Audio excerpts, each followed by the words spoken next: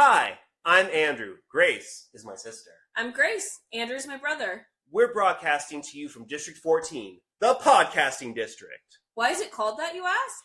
Because 14 years ago, a movie was released which was based on a best-selling YA book written by Suzanne Collins. We saw it on opening weekend and exited the theaters, forever changed. That movie was called The Hunger Games. It's difficult to articulate what a phenomenon the Hunger Games books and films became during the 2010s unless you were actually there. And that's where we come in. Every episode will cover one chapter of the Hunger Games. And share secrets the Capitol doesn't want you to know about. We'll also share secrets that you might not want to know about. So this is your last chance to avoid spoilers or potentially upsetting content. The series centers around the death of miners, and it doesn't get much better from there. So, without further ado... Happy Hunger Games! And may the odds be ever in your favor. Section 0. Apology video. I can't believe we're back here again. I know. Yeah, we're 7 episodes in, and we're already on our second apology video. Or should I say mine, because it's my mistake again. I'd like to promise that this will be the last one, but there's still 75 episodes after this. And just so our listeners know, the next time Andrew makes a mistake, he'll be sent to the gulag. Yes. I won't be made to an AWOS because then Grace will have to run the show on her own. Exactly. Gulag it is. So he will be recording from the gulag. Yes. So in episode 6, the AVOX, Andrew scripted that Katniss and Peeta had an older son named Dandelion Orange Malark Everdeen and a younger daughter named Pearl Green Malark Everdeen. This was a huge mistake on my part. Oh, not by naming them Dandelion and Pearl, mind you. That's set in stone.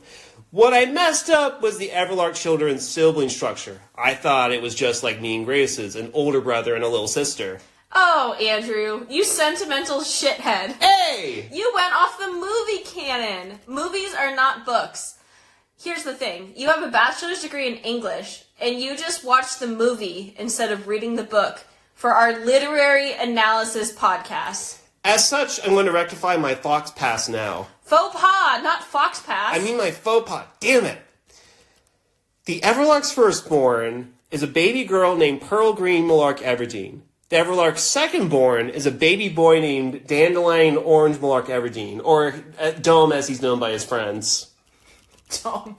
Yes. Andrew, as we wrap this up, do you have anything meaningful to contribute before we return to our regularly scheduled program? Why I do. I'm Grace, and you're watching the Disney Channel. Anyways. Straight to the gulag. He did it again. Section 1. Previously on District 14. So you know that expression? Hold your tongue? So, someone in the Capitol took it to heart. Hence the presence of the AVOXes. Katniss still doesn't know if Lavinia, one of the AVOXes assigned to Team 12, has it in for her or not. As if she didn't have enough enemies. Be sure to look out for Lavinia in the upcoming season of Oh No, My Mockingjay has 2 other suitors and she doesn't know any of us are alive. She'll be voiced by Judy Benson, the voice of Ariel from The Little Mermaid. Why? Tell him, you sicko! Because, like Lavinia, Ariel was a redhead who was part of the Capitol's world, but ended up becoming a poor, unfortunate soul who lost their voice. Slice! I can't be seen with you. That's why it's a good thing that this is an auditory podcast, not a visual podcast. Yeah, and I can always record it from the gulag. Exactly. So you don't even need to be in the same room. Exactly. Team 12 has the work cut out for them in the Hunger pre-games, but don't write Katniss and Peeta off just yet. After all, the odds weren't in the favor of one Haymitch Abernathy. Just read The Ballad of Assholes and Rascals. I think that's what it's called. Yeah, I think it's called that too. Learn how the asshole became a rascal, only to become an asshole once more. The odds were in favor of Lucy Gray Baird either. For specifics, check out Sunburn on the Snake. Like us, you'll learn to let go of your blame for Cupid. I mean, he is just a baby, come on. Exactly. Yeah, and that's why they shed their skin, because of sunburns, right? Exactly. What are we, reptile scientists? Yeah, we're herpetologists. That's what it's called. Yes. Anyways, what will the game makers... Oh shit, herpetologists. Or, wait, I'm looking this up right now. I'm stopping the intro. Lizard expert, reptile expert, name... Herpetology. We are herpetologists. Yes, we are, Grace. Okay. And then you were at, what will the game makers? What will the game makers see District 12 substance? Wait. What? Oh no, I did another error. I did another apology video. My God, gulag! Gulag. Do you want to fix your error? Okay, I'm going to edit this right now. This is live. It's not what will, it's just will. Okay. Gulag. Okay, right now what you're hearing is Andrew going down to the gulag.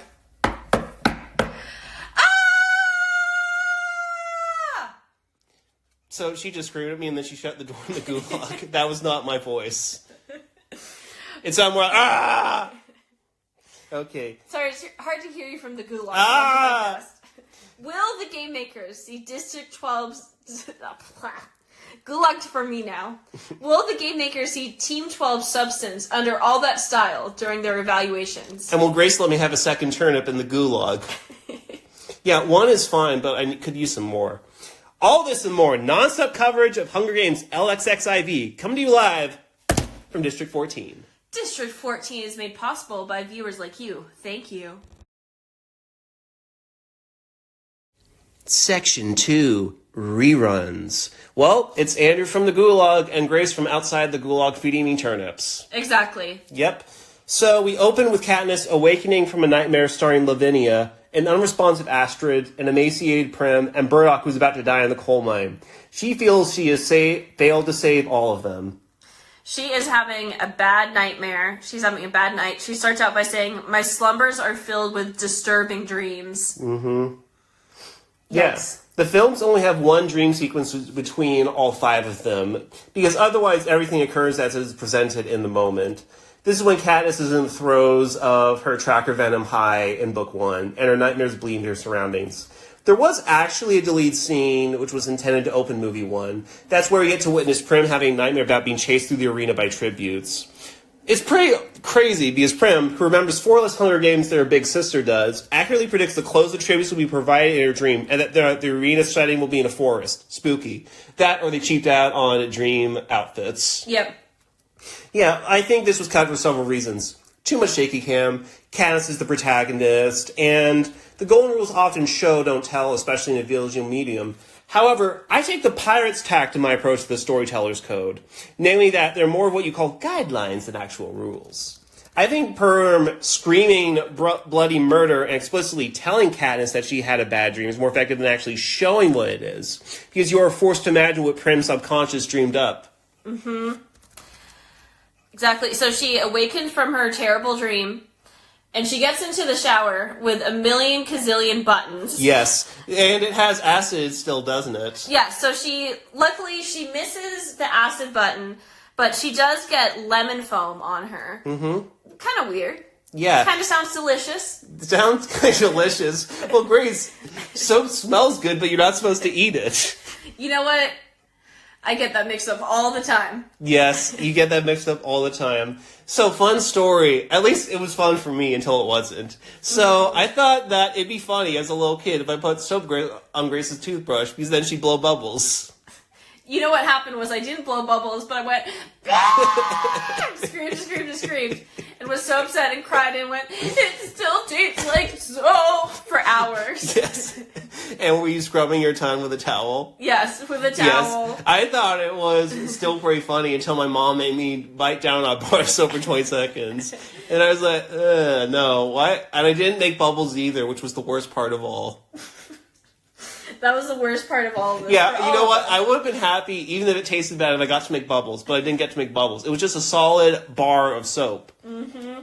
At some point when we're talking about Katniss's archery, we'll talk about how Andrew tried to shoot me like an arrow. That's in the next chapter. That's I had that scripted in. Because I talked about my love of archery, and then I mentioned that I tried to do this thing with Grace, and that's why she doesn't like archery as much. Understandably. I don't like archery. Yes. Mm-hmm. Okay, so... If you've ever been thrown like an arrow, I do not recommend it. Okay. But if they've been thrown like it, why would you recommend they do it again? Or... I would not recommend it. You would not recommend it to someone who's already been thrown like an arrow? I wouldn't recommend it to anybody. Would recommend to everyone. Okay, good. Yep. Okay, so... Katniss gets dressed casually in the tight black pants, leather shoes, and long sleeve burgundy tunic, which had been provided from her. This calms Ruby. She looks more like she does back home.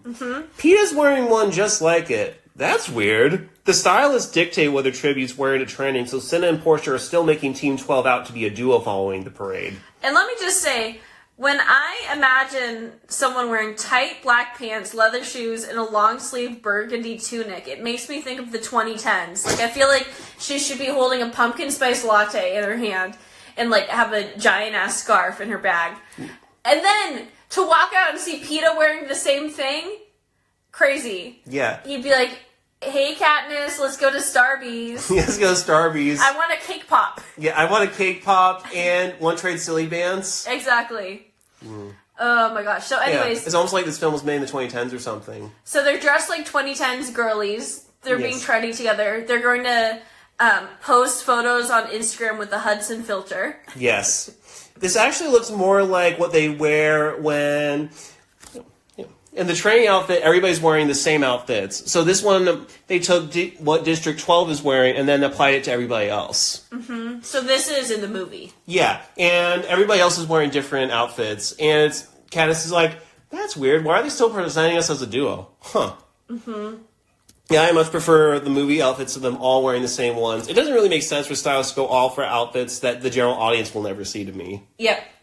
Yeah, wearing tight pants during a workout, not conducive to movement. No, especially I'm sure it wasn't skinny jeans, but I'm imagining skinny jeans. Yeah. Like, were they ripped too, like, in the 2010s? They had, like, ripped, faded, acid dry, or whatever. Acid wash, that's what it is. Oh my gosh. You know what? They would look so cool, and it would be worth it, even if they couldn't move around that much. Yes. Yeah, maybe they could do that for, like, their evaluations, which we'll see at the end of the chapter. They could show off their skinny jeans and be like, my talent is posing. Exactly. Yeah, they would probably get a decent score if they were able to work it. Exactly. Smize. Yeah, smizing. Smizing. So then Katniss has a big ol' breakfast because remember, literally just 2 days ago, she was starving in District 12, never knew where her next meal would come. Every single time she took out, what is it called? Tesserae. Every time she took out Tesserae, she was putting more of her name, more odds to go into the Hunger Games. And she never let Prim take out any. She never let Prim take out any, which is why it's insane, but why Prim was chosen. Anyways, it points out the disparity between the districts and the capital. Yeah. That she has this big-ass plate of food. She even has sliced purple melon, which is interesting. I wonder what that has to be a cross of. Yeah, alright. Are there any purple melons? Alright, Lord Google. Purple melon. So, purple melon. Oh, and it's actually an invention of the Hunger Games. Oh. So, it's a fake one, just like Nightlock is a fake plant. Oh, interesting. Yep. Okay, Pepina. Yeah, and everything I'm reading says something about the Hunger Games, so it's pretty safe to assume this was something Suzanne Collins invented. What would be really cool in sci-fi? Got it, a purple watermelon. Yep. Although, wait, if it was purple, what would the outside look like? Would it still be green? That's a good question. There's some watermelons that are, yellow on the outside. That could be interesting. Yeah. Yeah, so this is what Katniss eats. She's eating like a teenager, at long last. So, 3 plates full of food. She serves herself eggs, sausage, purple melon, and batter cakes with orange preserves on them. And so, is she going to the table and putting the food down and going to go get another one? Or is she all, putting everything on line like she's a waitress? I imagine in there, she doesn't have a tray. She's just wobbling around with 3 plates of food, trying to carry them all at the same time, piling more and more on. She's like, well, might as well eat while I'm here. Yes. Okay, so I think that first she had 1 plate in her arm, pretty reasonable. And then her other arm would get it. Then she pulls out a little more, so she has 2 plates in her arms. And then for the 3rd plate, she just puts it in her mouth. And so that way her hand will be free to grab something and put it on there. Exactly. And the 8 boxes try to help, and the prep team tries to help. And she's like, no, I got this. I don't want your help. She's like, I am holding a plate with my teeth. I don't need your help. And they're like, okay. Yeah. I thought we had it bad. Yes. There's something wrong with that girl. There's something wrong with that girl. She doesn't need to act like this. Exactly. Yeah, she's not like other girls. She burps and farts. Exactly. Yes, okay. So, one of her plates is just covered with rolls, which breaks off into bits and dips in her hot chocolate like Peeta did on the train. Copycat. Copycat. She frets over how Astrid and Prim are doing back home and wondering what they made of her runway debut. Did they give them hope, or did it simply add to their terror? You know, I was watching that, and you were in the games, Grace. I'd be like, oh my god, is she on fire? Are they televising my sister being on fire? It's been known to happen that during this part, people have been in peril and died. Yes. We'll talk about that in future prequels. Yes, future prequels. Exactly. Yes. Okay, Hamish and Peeta enter the room, say good morning, fill their plates as well. And Katniss is like, I can't believe Peeta's wearing the same outfit as me. Peeta, go back to your room and change. We can't both be wearing this. And then Hamish goes, okay, who wore it better? Well, Peeta has the better figure, but Katniss has the resting bitch face, which makes her look like a model. Yeah, it really fits in with the burgundy. Exactly. She's giving burgundy bad bitch. Yeah, she's giving burgundy bad bitch. Burgundy bottom bitch. But so she is annoyed. She's annoyed that he's wearing the same outfit as her. Yeah. She feels shown up. Yes, you know what? I bet there's Capitol paparazzi that are taking their pictures and saying who wore it better. Exactly. Yeah, and then Katniss is going to be like, oh, it's so stupid of them to do that. Then in the magazine the next day, she'll see that Peeta got the more votes and say, oh my god, I can't believe Peeta got more votes. Exactly. Katniss is such a jealous person. And then the caption by the Capitol says, these styles are to die for. Of course it would be. That has to be like a section in each of the magazines. These styles are to die for. Exactly. It's like in the middle between all the ads. Exactly. Yeah, and you know that they would definitely have like front page because their costumes were the best, and this is the day directly afterwards. Oh yeah. Yeah, and the week-long Hunger pre-games is divulged us. July 4th, tributes are reaped. July 5th, tributes arrive at the Capitol to a large parade. July 6th to July 7th, the tributes go to murder school. On July 8th, the tributes are graded by the game makers. July 9th, tributes are coached by their respective teams to become camera ready.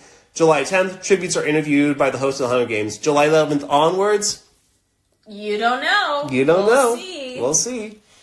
Katniss is not looking forward to meeting her other tributes. Is it because she's afraid of them, or she doesn't want to allow herself to get to know them?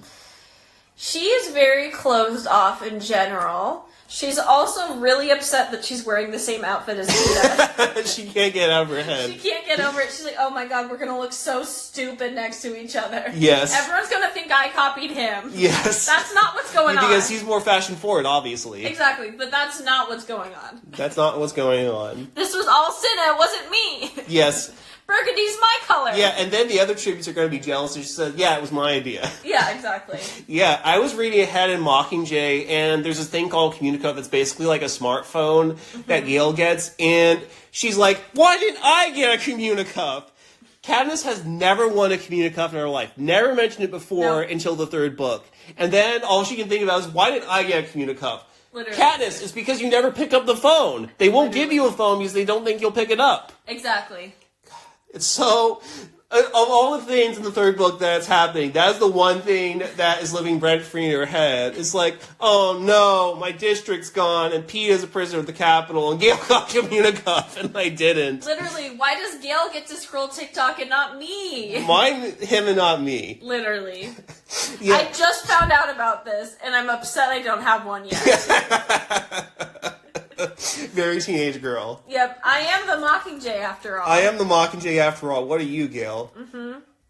So, Haymitch finishes several platters of stew, which I assume is code word for alcohol, for booze. Yes.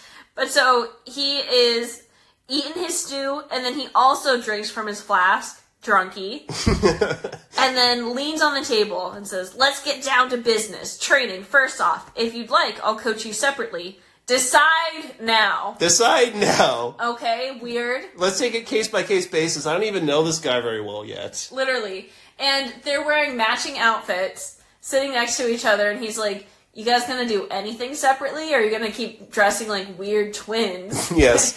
Yeah, I thought it was Hamish's idea, but because he was discussing strategy with Senna and everybody else last night. Mm-hmm. So, it would be funny, though, if he was like, wait, I don't remember that part where he said dress them similar to Portia. What are you doing? Why am I seeing double? Why am I seeing No, why am I seeing quadruple? Exactly. Why does Peeta have long hair and a braid right now? Oh, wait, that's Katniss. Yeah. Oh, wait, is it? Yes. I can't tell. They're wearing the same outfit. Yeah, maybe Haymitch isn't that drunk and he just needs glasses. Oh, my gosh. This whole time, all of his issues could have been solved if someone had taken him to an optometrist. Yes. Do they even have those in District 12? Probably not. I'm trying to think if there's anyone in District 12 with glasses. I know that Beatty has glasses, but he's a victor. He can afford them. Yeah. Yeah, I don't think any of the tributes have glasses. No. Do they give them contact lenses if they have vision problems? I mean, I don't think you could really use it in the arena unless you pull it off and threw it at somebody and it grossed them out. Yeah. It's a good question. I feel like we have to do more research. You know what? Maybe they have contact lenses that have like little cameras in them so you can get a first-person POV. Ooh, that would be crazy. Yeah, they never mentioned it or anything, but that could have happened when the prep team did it. True. Okay, so Haymitch is like, okay, do you guys want to train together or not? Katniss is like, why in the world would we train separately? And he's like, if you have any special skills. And then they kind of get into a weird, like, bragging on each other off, where they're both like, but you're so good at things. Like, what's your secret skill? You are good at so many things. Yes, it goes on, and we have a lot to say about it. It goes on for pages. Yeah, Peeta says he doesn't have any secret skills. We know that's a lie. Just wait until you get to the camouflage table, buddy. Mm-hmm. Even people who haven't seen the movie know about Peeta's infamous secret skill. Just be patient, dudes. We'll get to that scene soon. Yep. We also learned that Otho cooks and shares the squirrel meat he purchases from Katniss and Gale with his 3 sons. Before this, Katniss had always assumed they snuck off and fried them up for himself. Yes. Like, Otho, what are you doing? Is that squirrel meat I smell? Can we have some? No, mine. My squirrel meat. My squirrel meat. It's not out of greed, but because the town families can afford expensive butcher meat, and Popeye won't approve of something so common. Does Otho prepare and serve squirrel burgers at barbecues and potlucks? You know what? I feel like it'd be so sad at barbecues and potlucks. It would just be like squirrel meat, dog meat, flour. Yes. Flour. Just a spoon and a flour. Yes. Mm-hmm. Like flour as in FLOUR or like the plants. Maybe both, honestly. Maybe both. Yeah. Because they had to learn what plants they can eat. Yeah. Squirrel pies on holidays with a little acorn in the center. Aww. Yeah. Katniss agrees to be coached alongside Peeta. It's easy to imagine Peeta wanting to work alongside her, but why does she do this? Does she just I want to get a good idea of what this guy's about, and he already knows I can shoot really well.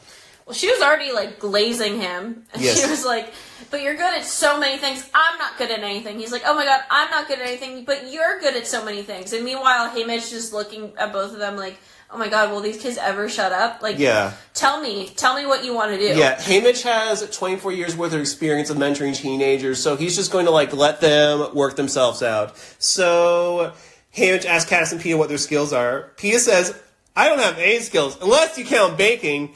Haymitch does not count that as a skill. He does not. What does count as a skill is Katniss' knife throwing. While a knife isn't her signature weapon, it was Haymitch's signature weapon in his games. Mm-hmm. He still sleeps with a knife by his side to this day as a result of his HG PTSD, Hunger Games post-traumatic stress disorder. Peeta also goes on to wield a knife in both of his arenas, so yeah, he and Haymitch have the same signature weapon. Mm-hmm. I think that the knives are probably the default weapon most tributes have. Yeah. Because a lot of tributes, even if their special weapon is an axe or something, they are just also described as having knives on them. Yep. Yeah. Katniss elaborates that while she is handy enough, her best asset in the arena would be her capabilities as an archer. Haymitch asks Katniss how good of an archer she is. This is a loaded question because before Haymitch's Reaping Day, he and Burdock Everdeen were best friends and saw him shoot plenty of times. However, after Haymitch's homecoming, he was just so messed up, he went about pushing everyone who loved him away. And Katniss' parents tried to make contact with him, but Haymitch threw rocks at them. He threw rocks at them. One of them hit Astrid in the head, and she had to be rushed back to town to patch her up. The 3 of them were friends, never more. Burdock was unable to find within his heart to forgive Haymitch after the love of his life was injured by his best friend.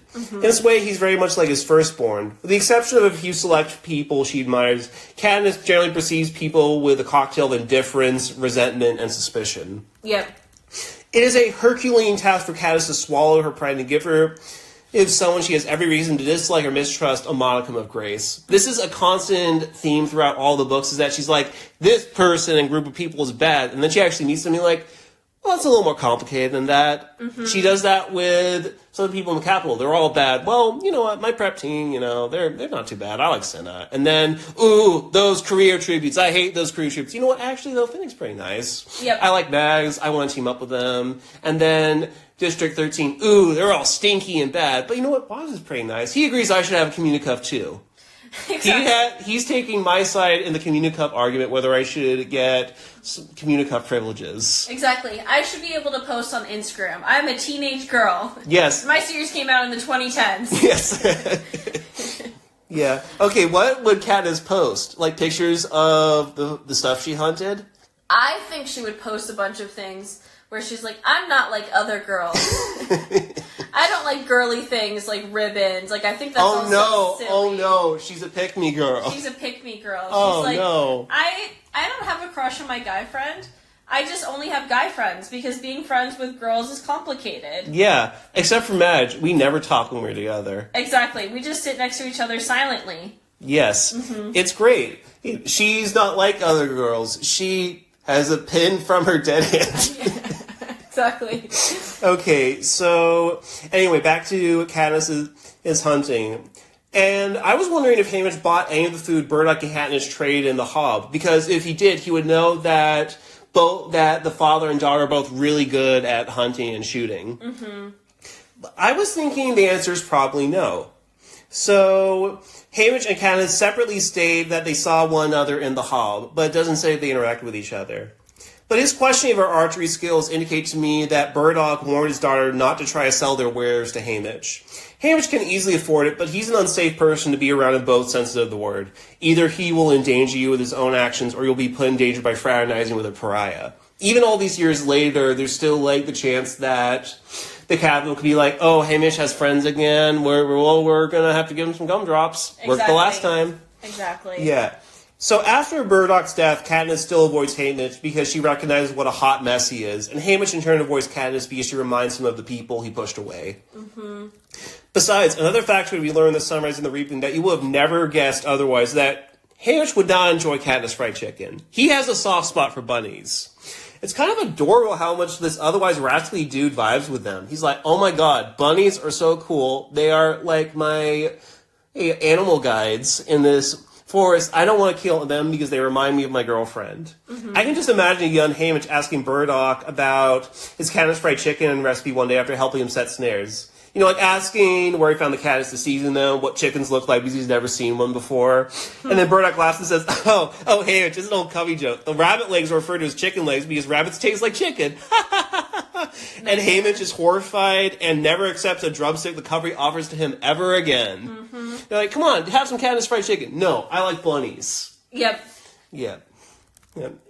But we also learned in that book that he hates squirrels, so he wouldn't feel as bad about eating those. He would definitely have a squirrel burger. Yes. He would just drunkenly stumble into the Mullark family bakery and ask for a medium rare squirrel burger. And they would go, sir, we sell bread and cakes. Yes, but there's bread and burgers. There's bread and burgers. I'll bet Haymitch was permabanned at one point for insinuating to Peeta's parents that baking isn't really a skill. That, and or calling Pape something that rhymes with Haymitch's own name. Only one of those slights against the Mullark family is untrue. Baking is a skill. Just as all those people on TikTok in 2020 made sourdough bread in their free time. That's what Peeta would do with his communicuff. Exactly. Like little, minute-long recipes. Katniss, when pondering her own skills with the bow, thinks it over, and the only two people she's seen shoot other than herself. She's not as good as Burdock, but he had more experience. She's better than Gale, but he's less experienced than her. So, Katniss is like his specialty is traps and snares, like how he ensnared my heart. And she comes up with and say like, yeah, I'm kind of mid. You know, I'm a pretty good shooter. I'm better than most, but I'm not as good as the best. And she says, yeah, I'm all right. Peeta is not having any of this self-sabotage. He points out how she always gets her prey right in the eye when she shoots them, never piercing the body.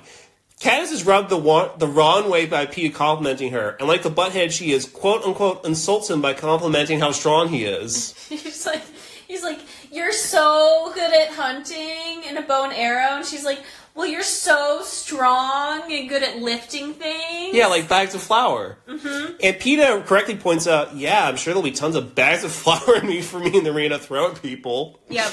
I'm honestly disappointed there wasn't. That this conversation wasn't recorded and one of the game makers said, hey, let's put a 100-pound sack of flour there. Yeah. Although maybe Peeta used it at the bloodbath and it got broken. Mm-hmm. So that's why you don't see him carrying it around. Mm-hmm. And once it's done, he could, make a little hat to protect his skin from the heat. Well, I remember a lot of people in high school, if they were doing a health class, they would have to have, a bag of flour or an egg and take care of it for a week and pretend it's a baby. Yes. I wonder if Peeta would do that to try to win good favor with people. I absolutely think they would do that he would do that. Definitely. He would, use his weird cake decorating skills. Yes, and he would decorate it so it's the most beautiful bag in the entire classroom. Exactly. You know what? There's an entire episode of the anime I think should be dedicated to that, where every one of Katniss's suitors has to take care of a bag of flour. Yep. And Peeta, of course, passes with flying marks. Gale accidentally shoots it.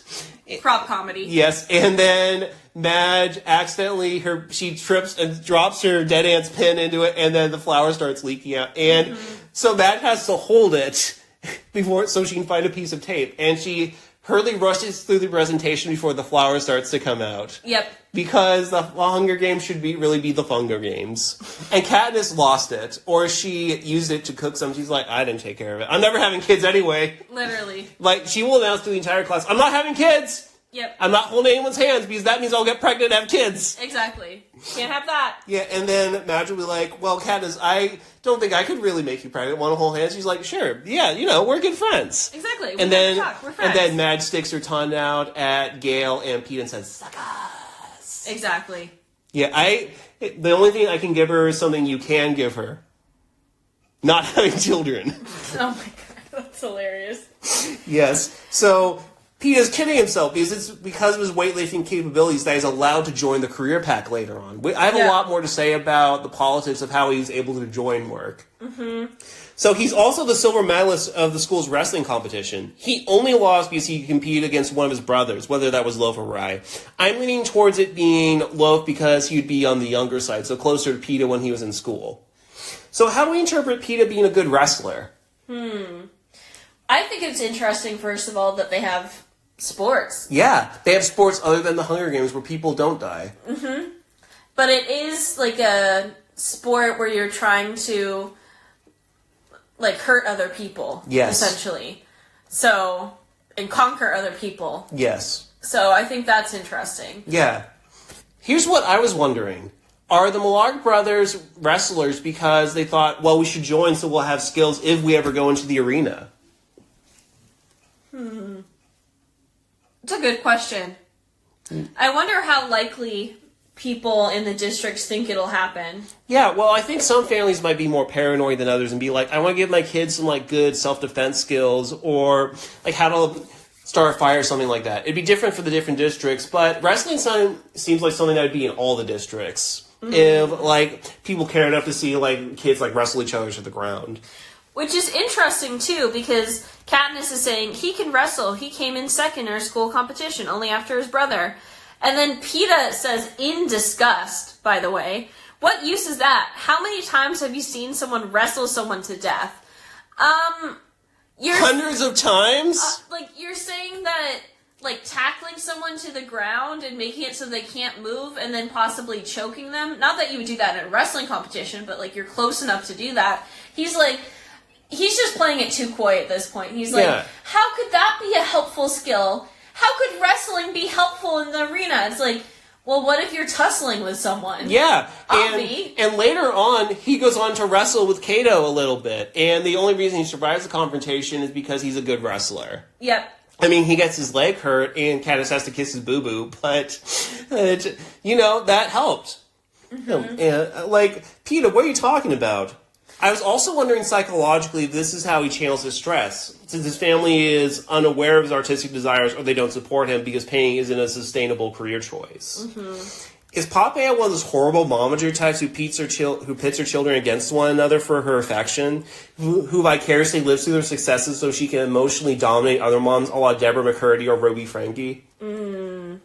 Yeah, is Otho like the dad who shows up to the school events and is like, God, I don't like how much she gets into it. I just want to show support for my boys, fish for some compliments for my squirrel burgers. That's it. Yep.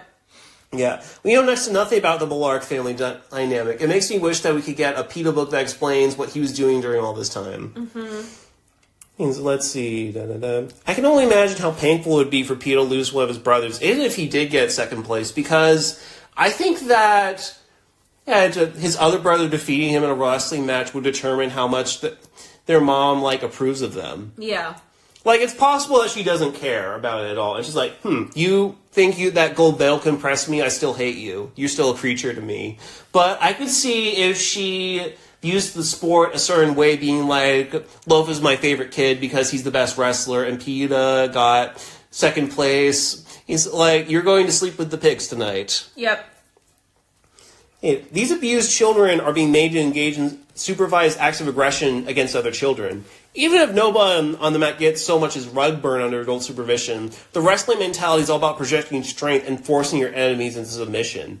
And since Peeta played Godsend Blade in the wrestling competition last year, this was pretty recent. Yeah. I wonder when the wrestling competition is held at school. It can't be over the summer. I think that they still have school over the summer, which is how you know it's a dystopia. Yeah. Summer school is the sure sign of a dystopia. Mm-hmm. Yeah, you don't even get those little between school year books where you can just fill it out in the meantime and look at the answers in the back. You have to go to school on Monday through Friday. That's how bad the Hunger Games universe is. You have summer school. Everybody has summer school. No one wants to go there, but you have to. And learn about nothing but coal. Exactly. These kids have to have it all memorized by now. I'm surprised that someone in the other games doesn't mention coal and kind of says, oh yeah, it's a product of, old plant life.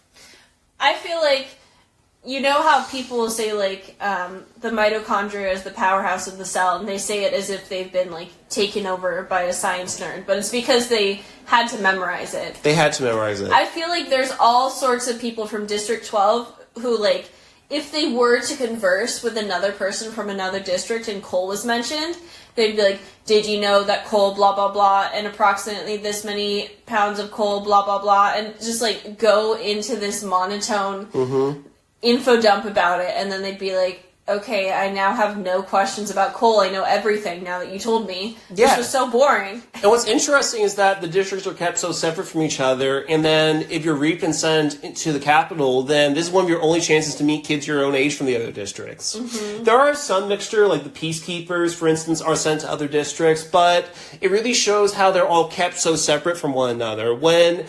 And really, the kids from the other districts have no reason to dislike the kids from other districts, really. I think part of it, too, when they do eventually see each other and interact is, they're so, spaced out and so disconnected from other districts. It must be a lot, interacting with a culture you've never seen before. Yeah. Where, you don't quite understand maybe the language that they're using or where they're coming from or the norms. And so it must be really disorienting for them to interact with all these folks when they're used to just interacting with only people in their district, and then once a year these weird outsiders who come in from the capital and the peacekeepers.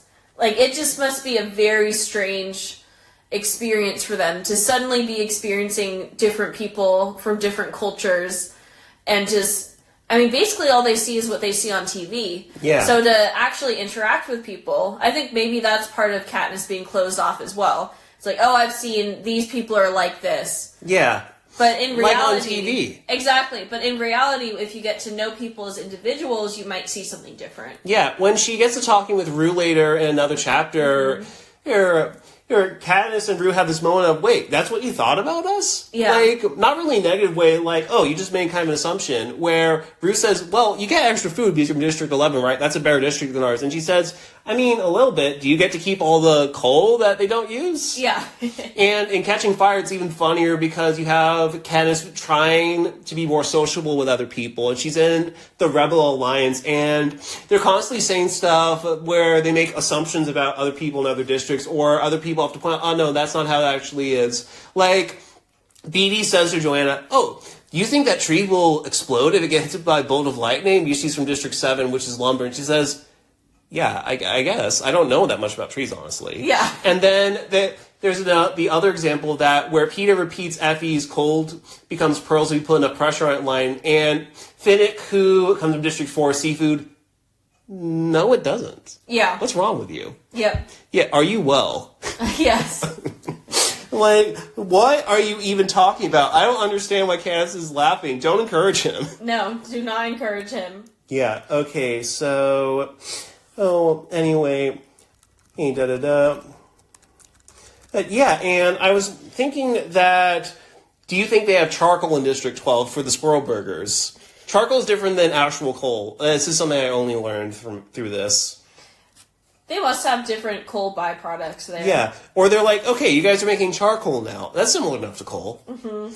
So I wonder, did Katniss attend this event, or did she, well, did she hear about the final matchup through Madge or someone? I can't imagine if she competed, even if the event was co-ed. Katniss does not strike me as the school sports type at all. She's not like other girls. Exactly. This is something Jennifer Lawrence and Katniss Everdeen have in common. Jennifer said this about her time as a child athlete. There's something about team sports classes I didn't take to it. I didn't like it. I hated team sports. Mm-hmm. So, if Katniss did attend the wrestling match, though, that would make for an excellent season finale of, oh no, my Mockingjay has 2 other suitors, and she doesn't know any of us are alive.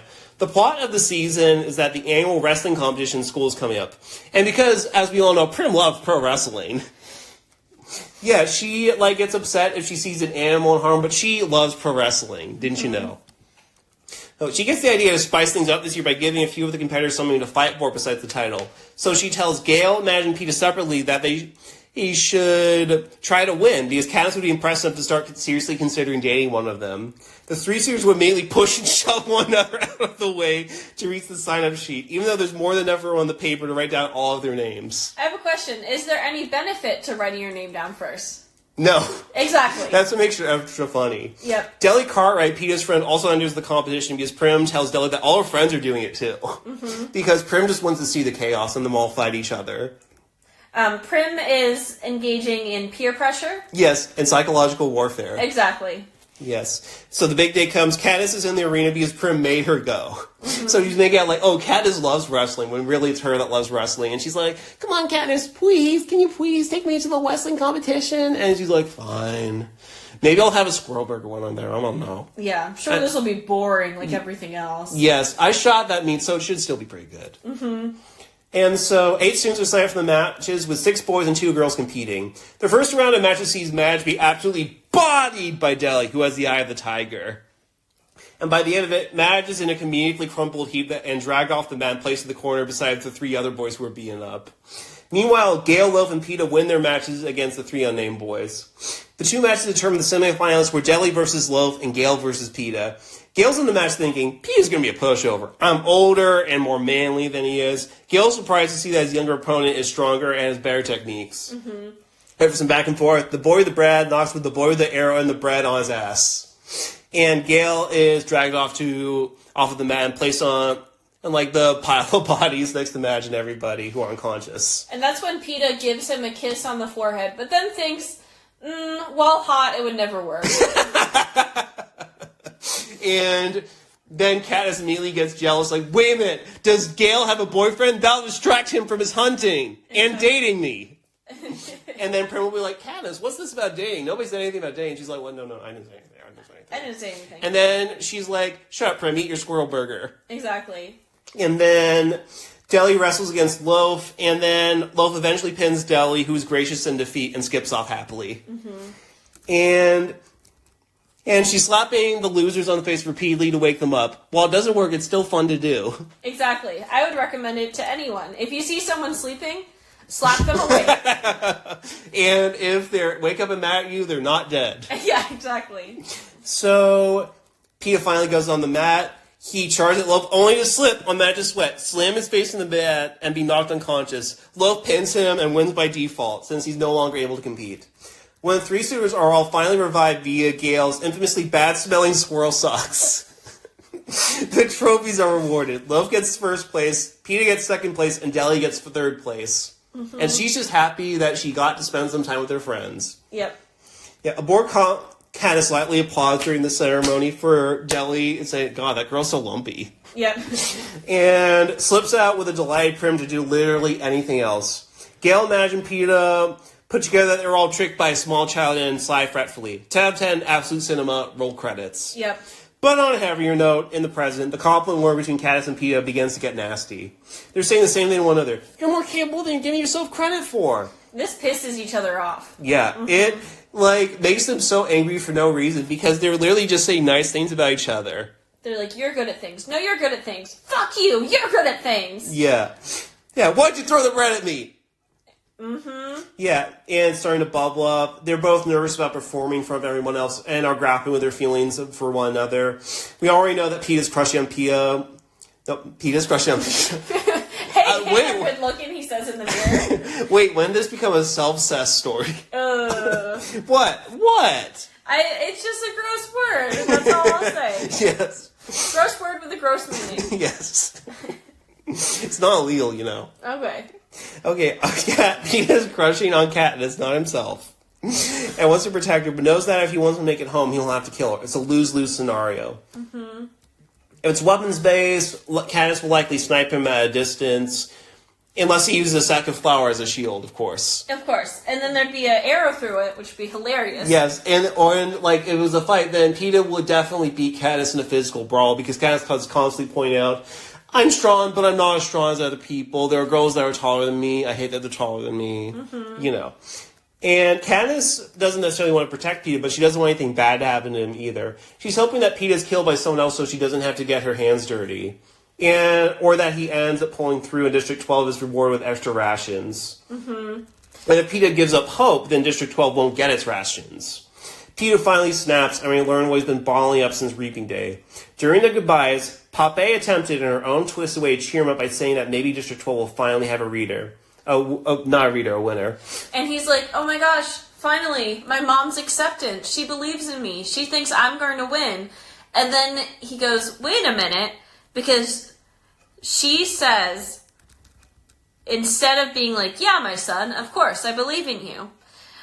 The mom says, she's a survivor, that one. She is, which means she is saying to his face, she's gonna kill you. Yes. She's gonna win. This is actually great that you're in there and somebody else is going to win. Mm-hmm. It is so horrible. That's the last time you're going to see your son, and you're going to say, as a way of cheering yourself up or being in such denial about things, well, at least the girl from District 12 will win. She's a survivor of that one. And she doesn't like Katniss. She thinks that she's trashed from the scene. Mm-hmm. This is what makes me think that Popeye has this stage mom mentality. She's always trying to maintain power over other people, even though she has very little of it herself. And what little she has of it, she hoards and, is cruel to her children as a way of, in her mind, motivating them. Mm-hmm. So after Peeta admits this, the book says, that pulls me up short. Did his mother really say that about me? Did she rate me over her son? I see the pain in Peeta's eyes, and I know he isn't lying. Suddenly, I'm behind the bakery, and I can feel the chill of rain running down my back and the hollowness in my belly. I sound 11 years old when I speak, but only because someone helped me. Wow. Ooh. Yeah, and also when Peeta said, my mom said that you were going to win, Cass is like, no. She's waving around. She's like, no, I can't, there's no way. She meant you. And then he has to explain she's a survivor, that one. She is. Mm-hmm. So this is a way in which Katniss is very innocent and naive compared to other people around her, is that she usually has very good instincts about, I'm noticing this thing and this thing. But There are some things that she doesn't even allow herself to imagine, or she just can't even think about it because she grew up in such a loving home. In one of the earlier chapters, she talks about how she could never imagine, like, in her family ever, like, a parent hurting the children physically. Yeah. But she knows that happens to Peeta and his family. Yeah, like, she just can't imagine it. Like, she just assumes that every parent would want to protect their child, and every sibling would want to protect their sibling. Yep. But then she has to see through acts of neglect or abuse, oh no, that's not actually the case. Mm-hmm. Like, it's very interesting because she tends to have a very pessimistic view of people, but she doesn't assume like the worst about them in some ways because she just hasn't experienced it. Yeah. I'd be very interested to hear people's thoughts about how Peeta and Katniss see the world a little differently. Because Peeta is a lot more optimistic than Katniss is in many ways. Like, in some ways, he is better suited to be in the Capitol because he can play on their egos and generally try to see the best in them. Mm-hmm. But he also has, like, this anger to him. And that comes out sometimes. Because when Haymitch was saying, haha, you should just try to stay alive, he's pissed. Yeah. Even Katniss is like, come on, bro. But he's just so angry and he knocks the glass out of his hand because he's like, I am just trying to ask you for help. My mom told me I'm going to die. I need some validation. And you made fun of me and the girl I like, so I'm going to knock the drink out of your hand. What do you think of that? Yep. Boom. And it makes me wonder if Peeta's so good with his words and trying to persuade other people because his mom flew into fits of rage and he had to try to manipulate her and try to calm her down or something like that. Mm-hmm. It makes me wonder, like, if it's every man for themselves in the Millark household. Yeah. Like, the brothers, do they stick up for each other? Do they try to stand by each other? I know that Loaf didn't volunteer to take Peeta's place during the reaping, but as I've said before, that's just something that it's so hard to imagine somebody loving their sibling that enough to sacrifice their life like that. Yeah. And I don't blame Loaf at all for it, even though we named him Loaf, which implies he's lazy. Yeah. Like, I am so curious about the Millark family dynamic. Mm-hmm. Like, hey, does he like his brothers? Do his brothers like him? Like, how do we feel about Otto and all this? Because he married an abusive woman and he knows that she's abusing their kids. Like, is he just so scared of her, like, losing her, or just scared of what she could do to him physically? Mm-hmm. Like, it's just terrifying to think about. Yeah. And it's a miracle that Peeta was able to get through all this. Like, I still want to put my trust in people. Mm-hmm. Wow, we could use some comedy right now. Haymitch, step in. And okay, and then, well, we're about to get there. Peeta says one very interesting thing. Peeta's too fed up with Katniss to take this at heart. He rolls his eye at Haymitch and refuses to look at her. She has no idea the effect she can have. What does that mean? And he runs his fingernail across the wood grain in the table, refusing to look at me. Meanwhile, Effie's in the other room, fully asleep. She's sleeping in that day. She sits up like a vampire awakening and goes, is someone fucking with my table? Listens, hears that it's not happening anymore, and goes back to sleep, makes a mental note that later she will check out and make sure that her table's okay. Yes, and she insisted on her table from home being in the apartment building, even though a table was already provided. Because say with me now, that is mahogany. We have to keep mahogany in here. Exactly. I don't feel safe unless mahogany is in the same house with me. Exactly, and it has to be mine. It can't be other low-quality mahogany. When they're trying to escape to District 13 during the rebellion, I think that the reason they aren't able to pay one more tribute is because Effie is dragging the mahogany table with her, and he was just saying, leave it, leave it. And then she gets a sad look on her face, pulls out a knife, and then cuts off a piece of it. Exactly. And then she just keeps it in her pocket as, like, an emotional support piece of wood. Exactly. And she snips it. She snips it. It reminds her of her former wealth. But anyways. Yes. So Katniss is really confused by this. No one helped the Everdeens when they were keeling over from hunger. It was only when Katniss proved herself to be an excellent hunter that the adults around her started to take her seriously. She's deeply insulted at the idea that she's somehow viewed as weak and needy by the other people. She has always attributed generous trades by the merchants because they have fawned. It's for her, like her family, not because it was her who's making the trades, or like goodwill left over from Burdock. Mm-hmm. Besides, my game is first class. No one pitied me. I glower at the role. Sure, the role meant to insult me. Okay, but let me just say, I feel like no matter what Peeta says, she's going to take it the wrong way. Yes. Same with Peeta in this moment, back at her. Because they're basically complimenting each other and getting really angry at each other over it. But theoretically, if she was seeing it in a different perspective, someone saying she has no idea the effect she can have, someone would think, oh my gosh, he thinks I'm really powerful. Yeah. And that I can influence people. Like, oh my god, thank you. But she's like, is he saying that people pity me? That people think I'm, like, weak and stupid and horrible and ugly and stupid and lumpy? Lumpy. And so now she's, like, super angry at Peeta and taking it out on a piece of bread. Yes, because Peeta is bread. His hands are bread. Exactly. Yes, and it's like that moment in the Spider-Man Far From Home where Peter says, MJ, you look pretty. And then she says, therefore I avow you. Ugh. Yeah, and she's like, oh, it's okay, I just went, you look pretty too. Yeah. Yeah, this is a very similar dynamic now that I'm thinking about it. Because MJ is like, I always assume the worst, that way I'm never disappointed. But she's really harboring the biggest crush on Peter. Yeah. She's like, I know you're Spider-Man. I started looking out for you because I like looking at you because you're pretty. And then I realized you're Spider-Man because you're always disappearing on us. Yep. And I kept your secret, and I started up being interested in you because I just like looking at you. Mm-hmm. Even though you'll never grow a beard. Yeah, he will never grow a beard. Yes.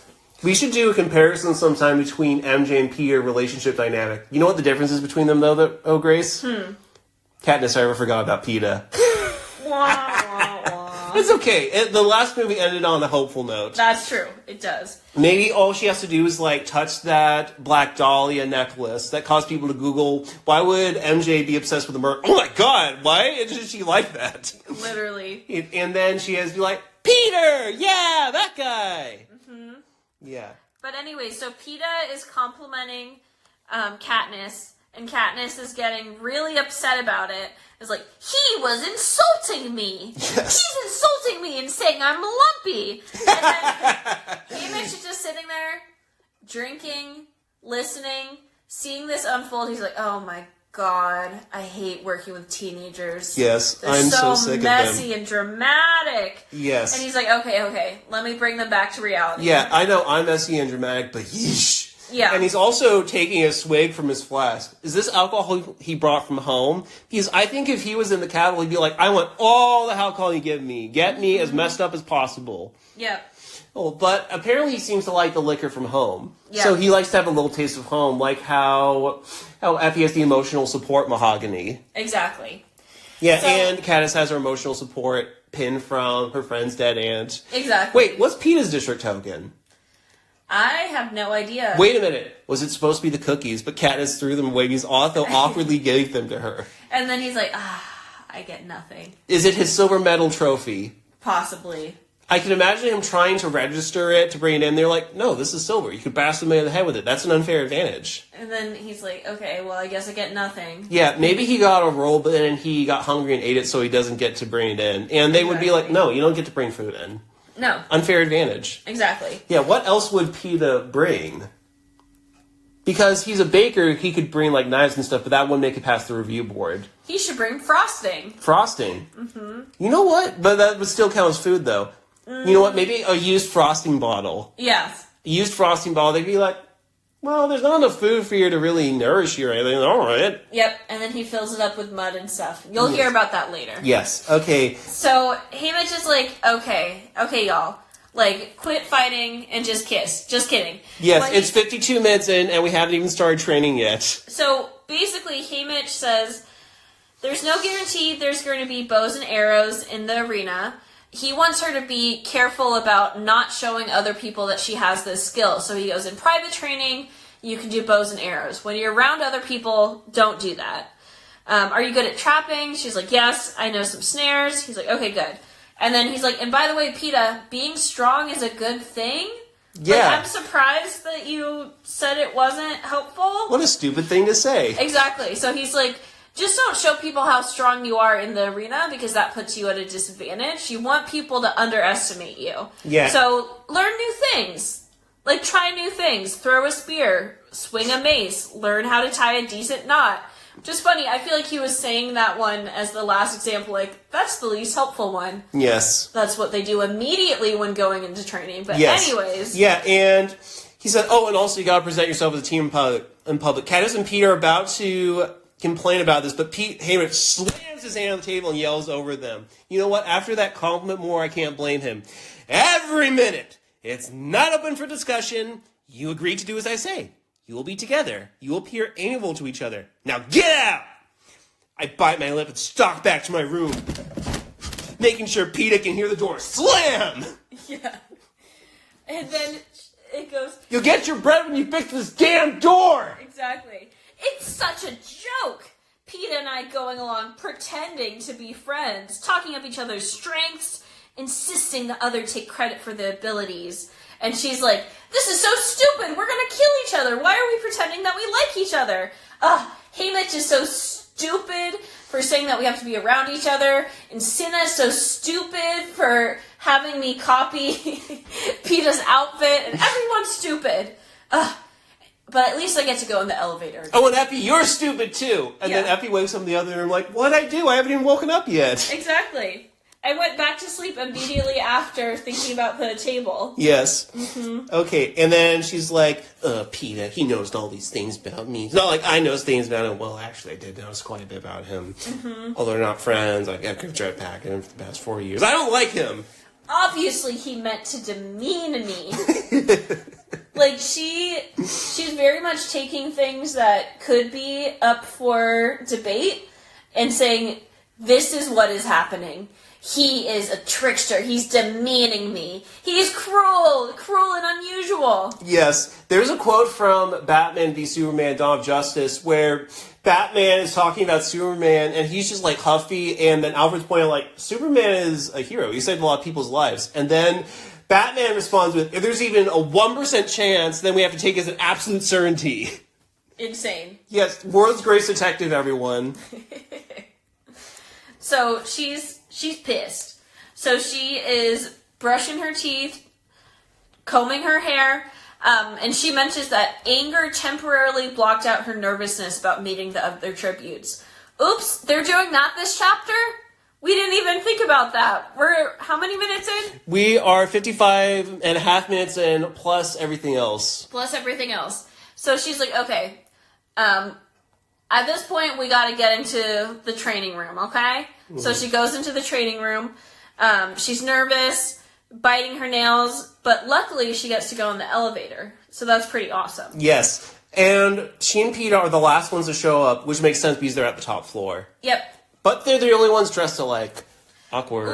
Ooh, yikes. And so immediately everyone pulls out their... What are they called? Communicuffs. Communicuffs and goes, who wore it better? And they all have a group chat together. They all have a group chat that exempts District 12. Exactly. Like, most of them are going to kill each other, but they are able to bond over this, because it's the Hunger Games. You should have fun while you're here. Exactly. They're like, oh my god, these guys look so dorky in their matching outfits. Like, did their stylist not get the memo? Yeah, and Rue and Thresh are in a corner like, who do you think wore it better? And Rue's like, I really like Katniss, but I gotta be honest, Peeta wore better. And then Thresh said, really?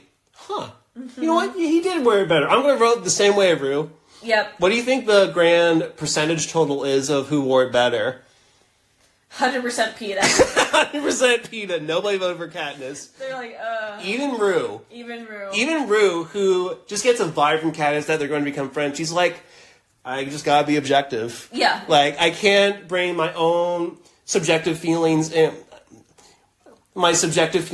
it of I like Katniss. Peeta wore better. Burgundy's better with Peeta. Mm-hmm. Yeah, and then she's like, God, Peeta's so stupid. He has dressed alike on purpose. I bet he told Sin and Portia to do that. Yes. And I also hate that loaf from the table earlier. Yes. And why don't I have a communicuff? Literally. Peeta has a communicuff. Every other trivia here has a communicuff, even though they're from poor districts. And I don't get a communicuff. I should be able to get a communicuff. Yes. And so they walk in, everyone else is there, and they walk into their little circle. Everyone's already playing get-to-know-you games. They're like, hi, my name is Rue, 2 truths and a lie. Yes. What would your 2 truths and a lie be? Let's see. I'm good at climbing, I'm good at hiding, and I'm gonna give you a comedic of Katniss. Of course. Yes. Which one is the lie, Katniss? Which one's the lie, Katniss? Meanwhile, she's seething. So they're in a little circle around Atala. I'm sure she's tall. Yeah, Atala one. Yes. So Atala is basically the person who is explaining to them what they're doing while training. Yes, don't attack each other, and stuff is over there. These are the skills you want to learn. It's amazing how much she gets wrong in the movie. Are we sure this woman's a professional? Are we sure that she's not just like Seneca girlfriend, side chick? Literally. Okay, so her word likely carries the most weight in evaluation since she's actively interacting with the tributes. I don't think they would fly out a victor or an open-minded peacekeeper from the districts because that would give them certain advantages over others. Atala drill sergeant's speech in the movie, hilariously riddled with inaccurate predictions and rules the tributes don't follow. In 2 weeks, 23 of you will be dead. Wrong on both counts. The 74th Hunger Games goes on for 2.5 weeks at 18 days. And it's 22 tributes who die this year, not 23. Only one of you will be alive. Only one. Yeah, it's actually two who survive. It's the burgundy ones. Okay, first, no fighting with the other tributes. You'll have plenty of time for that from the arena. In the movie, Cave goes on to start a fight with District 6's Jason Todd during training because he thinks Jason stole his knife. Whoops. Everybody wants to grab a sword, but most of you will die from natural causes. Yeah, this year, I'm pretty sure every tribute that dies was killed by another tribute. We'll break this down in the later chapters, but all the tribute deaths sound like they happen because a tribute kill another tribute. 11 die in the bloodbath, and the other 11 are killed in district-on-district skirmishes. I can't think of a single tribute that died of natural causes, unless you count brain bleed or neck snap as natural causes. Most don't. Besides, the audience doesn't really like it when tributes die from exposure. The idea is to direct the tributes towards one another, releasing artificial danger in the arena for them to contend with. Where did you pull that number out of your ass, Atala? 10% of you will die from an infection. Peeta doesn't die from his infection. 20% from dehydration. Katniss doesn't die from thirst. While Atala is just blathering on about questionable statistics, Katniss's eyes flit about the other tributes and her heart sinks. Almost all the boys, and at least half the girls, are taller than she is. Katniss is on the shorter side, but thanks to her family's resourcefulness, she's in good shape. Most of these other tributes haven't had a weapon in their lives and have never exited the fences or walls that border their district. So, let's say Katniss, not the tallest, not the strongest, but she is experienced, and most of them don't have that. Yep. And then we get to the lore of the career tributes, aka the careers. And when the careers form with people who aren't from 1, 2, or 4, that's called the career pack. Like it or not, the winner will be one of them. Actually, Katniss, it'll be the two of you. The careers traditionally consist of tributes from districts 1, 2, and 4, but they aren't picky if they want to scout someone they want to work with. Katniss and the medias have to be told what careers are for the audience benefit. In the book, they just know, because they've been watching years and years of Hunger Games. It's technically against the rules to train tributes before they reach the capital, but it happens every year. It's inevitable given no one knows what skill set will be useful in the arena. I also feel like it would be hard to track. Yeah. Like, you're teaching people how to fight, and then you can just be like, but we're not doing this in case we're in the arena. We just want to learn how to fight in general. That's why they have the wrestling competition. Yeah, exactly. And they say there's like rumors of schools in districts 1, 2, and 4 we can learn how to fight so you can go into the arena and win. And in District 2 in particular, the reason that they've won so many times, possibly the most out of any district, is because they train the peacekeepers. So they are constantly treating, like we gotta protect the capital's land, we gotta protect our industry, and we gotta go out and bully the other districts. So let's get some combat training in. Yep. So think of the careers as being the popular crowd in your typical high school movie. They're pretty, they're athletic, and they're bullies. What's weird is that this is the first time the tribute is from districts 1, 2, and 4 have met from one another, and they already seem to operate on a hive mind. And, also, early when Katniss says one of the careers will win, while a career tribute does not win, Peeta joins the career pack and does win. Oh, there we go. Yep, so Katniss was accidentally incorrect and correct at the same time. She didn't even know it. In the movies, District 4 is never presented as a career district by the time of Katniss's games. Both Milo and Tippett die during the bloodbath. And Milo is killed by Cato, so that extra emphasizes, no, they're not aligned with them. It's only 1 and 2 that are the bad guys, and the other districts are fine. But in the books, 4 is a career district. Not 3, though. It's weird, because you would have thought it would have gone 1, 2, 3, 4 as the richest districts, but 3, I guess, was more rebellious in the past. And it sounds like they're all pretty scrawny. Like, they're all nerdy types. Brain is beating brawn, that sort of thing. Yeah. Which is weird. Like, everybody in District 3, not one of them has a six-pack. Exactly. How is that even possible? They're working in factories, and being a scientist or having an interest in nerdy things does not mean you are weak. In Are You the One Season 8, Danny is, like, very muscular, and he openly says, I just like knowing things. Yep. Like, he is very nerd chic handsome, and it is completely understandable why so many people fell in love with him during that season. True. Except for Kai. Kai was like, yeah, I'm okay with the idea of dating Danny. I don't know. Yeah, exactly. Yeah, but Kai is very indecisive. They are a chaotic bi. Yeah, so in the movie, Milo's actually one of the youngest troopers in the arena. He's about the height of Rue.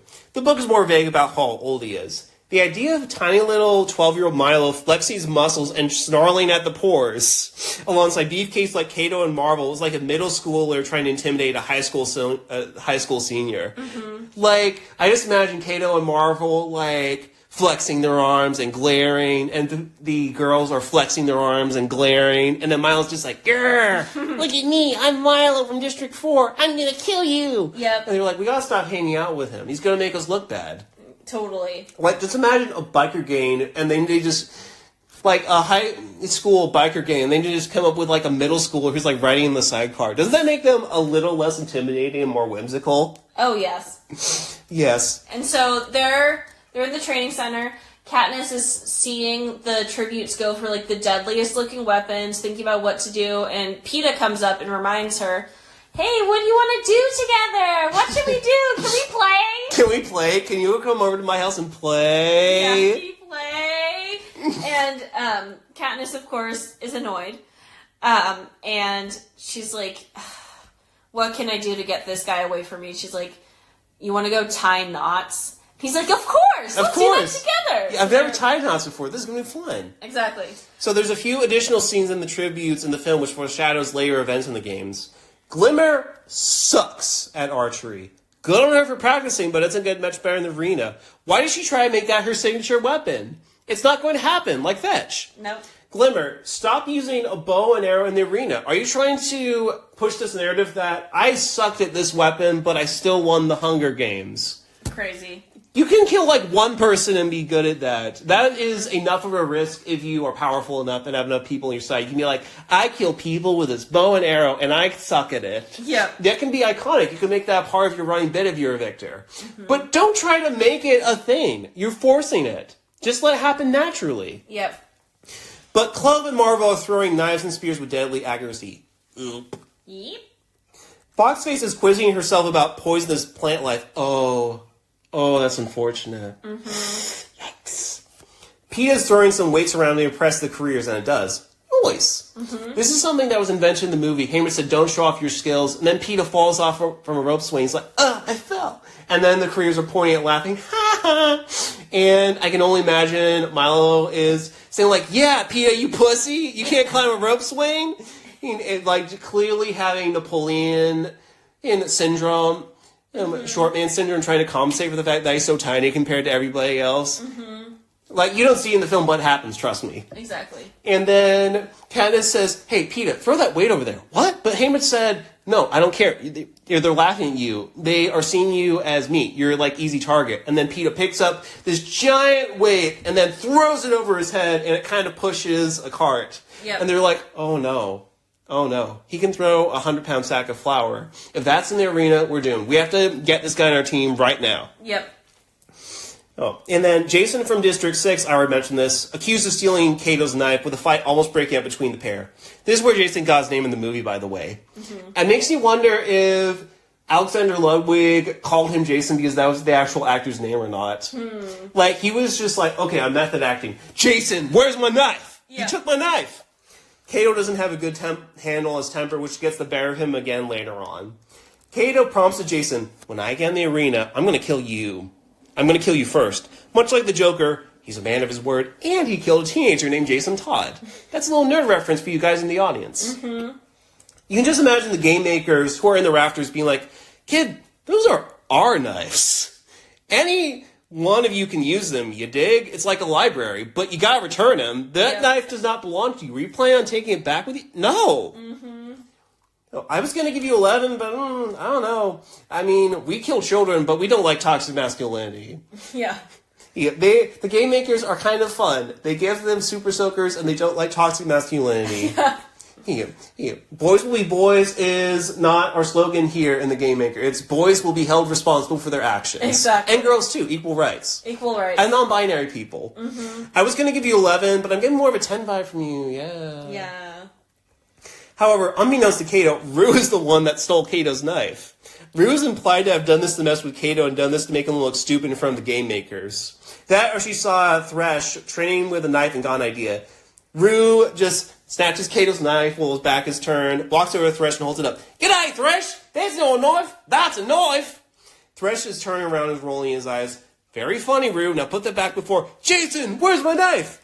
And then Rue freezes, looking guilty, and jumps up into the rafters like a cat that's scared of a cucumber. Yes.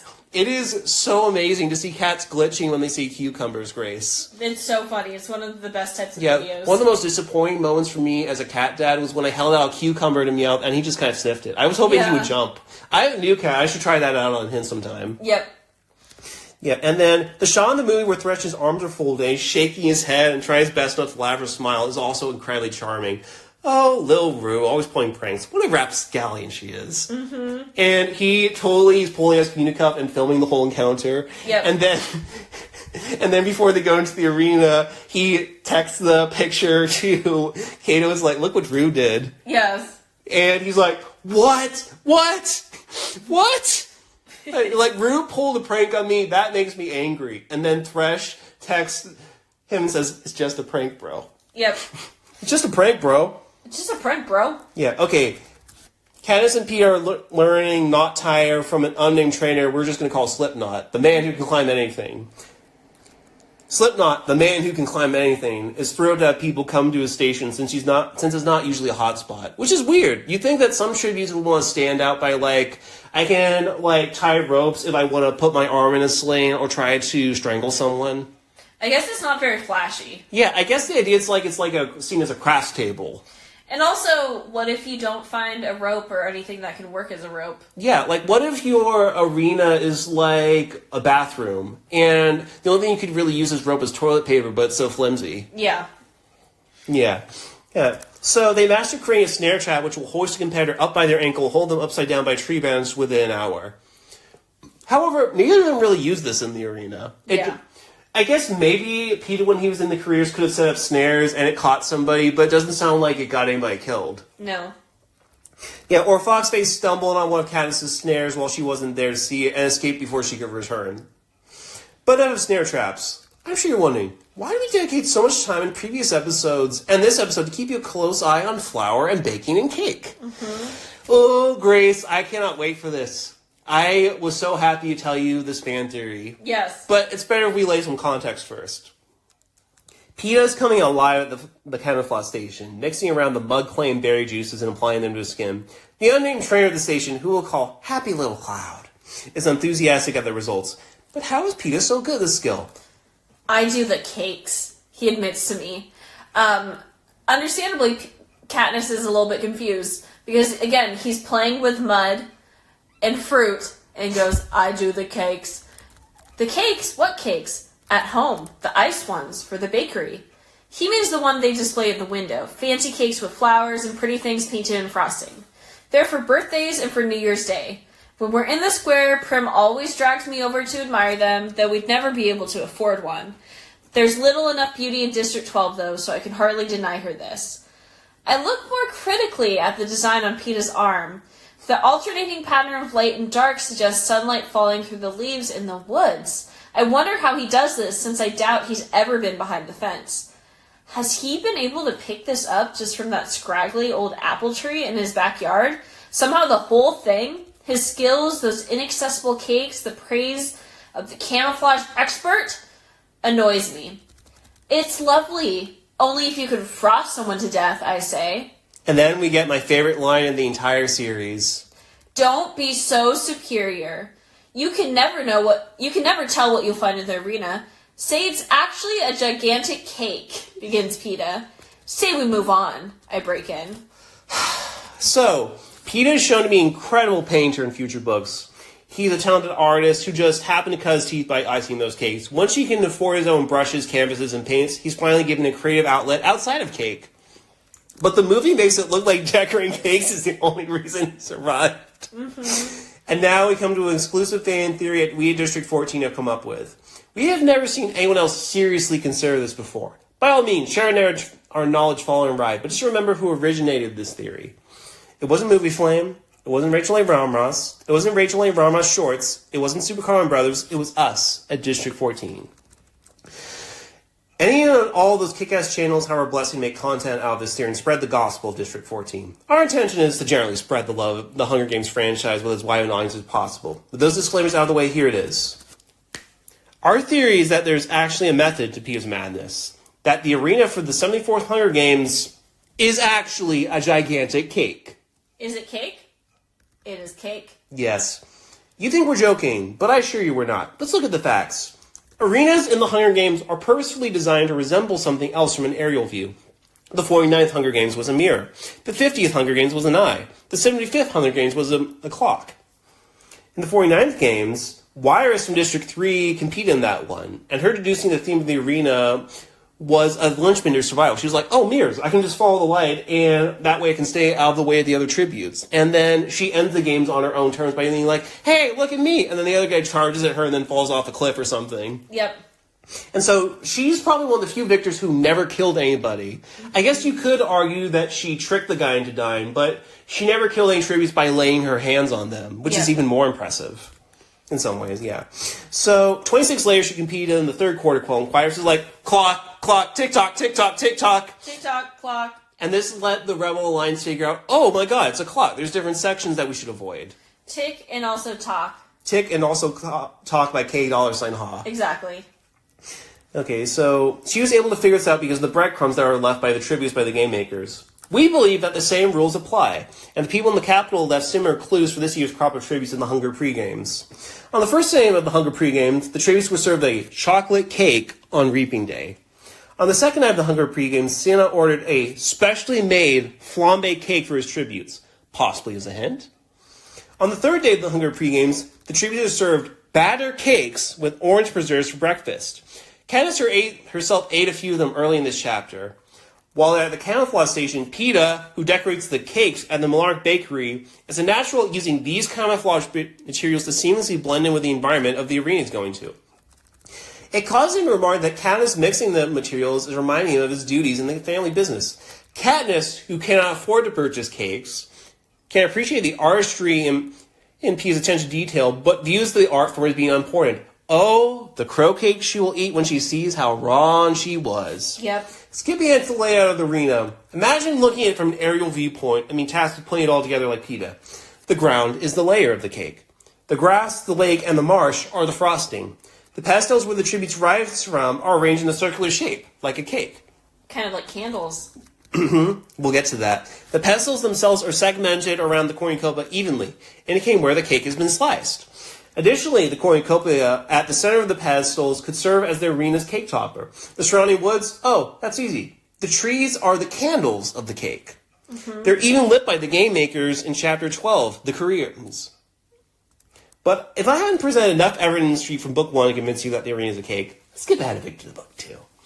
In Catching Fire, during the victory tour celebrating Katniss and Peeta's achievements in the Definitely a Cake arena, the last stop of the tour is the traditional party held in the presidential mansion. And what does Snow serve to his guests? An entire table full of cakes for guests to feast on. Here's a quote. I find Peeta admiring a table of elaborately decorated cakes. Bakers have come in from the kitchen, especially to talk frosting with him. And you can see them tripping over one another and answers questions. As request, they assemble an assortment of little cakes from Take Back District 12, where he examined their work in quiet. Just like Wires before him, Peeta was written off, only for him to outsmart everyone who made fun of him. Everyone else has struggled to adapt to their new surroundings in the arena, except for Peeta. For Peeta, it was always a piece of cake! Boom. And that's our theory. A District 14 theory.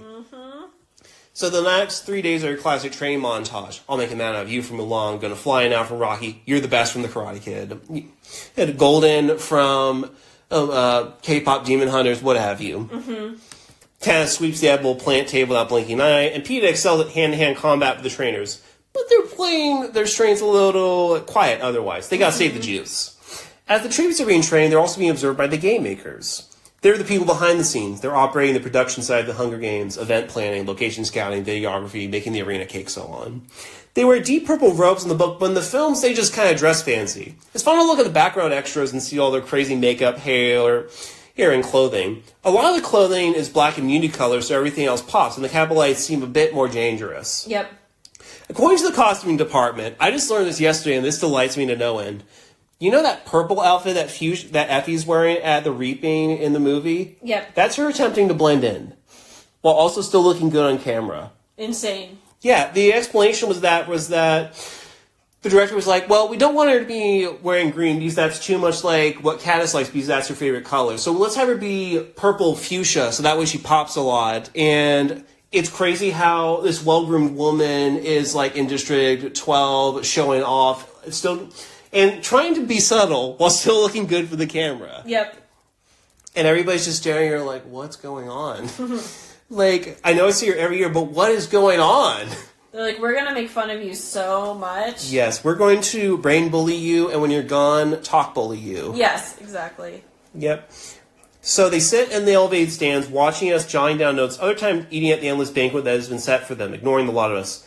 But they do seem to be keeping their eyes on the District 12 tributes. Several times I've looked up to find one fixated on me. Why are they fixated on her? We only know of 2 game makers who work on the 74th games, thanks to Catching Fire. Their names are Plutarch Heavensby and Seneca Crane. Seneca is the head game maker, and Plutarch is in his inner circle. During lunch, the tributes eat at a dining room off of the gymnasium. The 6 careers are all saying together like they're the plastics from Mean Girls. You can't sit with us! Katniss and Peeta are sitting separately from them, and the 16 others are spread out throughout the gymnasium, not speaking to one another. Makes you wonder, are the tributes like talking to some of the other tributes, or are they just like not talking to any of them? Wait, you know what it is? They're all talking their communicuffs. That's why they're not talking, they're just texting. Exactly. Yeah. Peeta's pointing out that breads from the districts have been included in the bread bowls at every table. This is how Katniss recognizes a sponsored gift from District 11 later on. Then, like in Mean Girls, they do a very high school thing of like, Peeta's all like, okay, pretend that I said something funny and laugh. And they're like doing this fake conversation because they know that people are watching them. He's like, pretend you think I'm really funny and hilarious and laugh right now. She's like, ha ha ha. He's like, okay, now do this. Yeah, Katniss, don't you think my hair looks sexy pushed back? Crazy. Yeah. The story where Katniss challenged a black bear over the rights to a beehive wasn't that funny, Peeta. Don't be such a kiss-ass. Yep. A cringeworthy microaggression also exists in both memes that's delivered by Peeta as he points out that Rue is spying on them during training. I think we have a shadow. Yeah. Oh, that's unfortunate. This line would be innocuous bar the fact that Rue is black in both mediums. District 12's tributes, at least in the movie, are white. In the illustrated version, they're also depicted as white. Yeah. I can't imagine Peeta meant anything by it. A person's race is never acknowledged in canon because everyone is so homogenized. But it's just an unfortunate wording on Suzanne Collins' part and the movie makers by continuing it. I agree. Like, there's always a lot of clear, like, racial characterization of District 11 and Rue in particular. Here, and it feels like an oversight that was the result of too many white people being on the production and not catching it. Yeah. Or, like, they just thought it was an innocuous line and just let it slip through. Like, hey, Peeta could have said, I think we have a spy or something like, I think we have a tag-along. That would have been a good one. But a shadow, oof. Yeah. Yeah, I don't think Peeta meant anything by it. A person's race is never acknowledged in Panem. Everyone's so homogenized. But then Katniss is triggered. She's like, uh-oh. Rue is a small yellow flower that grows in the meadow. Rue, Primrose, neither of them can tip the scale at 70 pounds soaking wet. So she's thinking of her sister. When I would never describe them as lumpy. Yes. This is the beginning of what I like to call the Primrose. So Katniss in her head actively comparing Prim and Rue to one another because she sees their innocence and she sees that they're little girls around the same age. Yep. Like, Rue, I think, is 12, probably. Maybe 13. But I can't see her being older than 14. Yeah. Because Katniss describes her as really tiny. And, like, in her head, she does separate them slightly, but she also has a lot of Freudian slips in her mind of Rue is Prim and Prim is Rue. So in the game, she's like, I want to ally with Rue because she reminds me of Prim. I'll just admit it. And then in the second book, she's like, oh, hey, I see Prim over there. And then she has flashbacks about Rue. Yeah. I wouldn't say that it is to the point where Katniss is, like, using Rue as a way to, like, validate her own feelings about Prim or because she just feels so lonely. I think that, honestly, in her heart of hearts, she's like, I care about her because I consider her a friend, and even though the time they have together is short, they act like sisters. Yeah. I think that it could have very easily have gone wrong, where you're like, does Katniss even really care about Rue, or is she just, like, reminded too much of her sister? I personally think that it's not like Katniss says, oh my god, Prim, you're so funny, and Rue's like, what the hell? Yeah. I was going to give you this knife as a present, but forget it. Mm-hmm. I was going to give you the knife as a present because I thought you would like it because it's shiny and pointy, but your pointed words have hurt me. And you know what, Katniss, fuck you. I should have let you die. I should have let you die when the Tracker Jackers stun you. I'm sorry, but it's how I feel. Damn. Yeah, I didn't call you by another name. You know, I have sisters too, Katniss. I could have called you, like Shangela or something. I could have called you, like, Shangela, like my little sister. Dang. You know, but I did it because I'm a decent human being. Katniss, how is it so you're so taller than me yet so stupider? Yeah.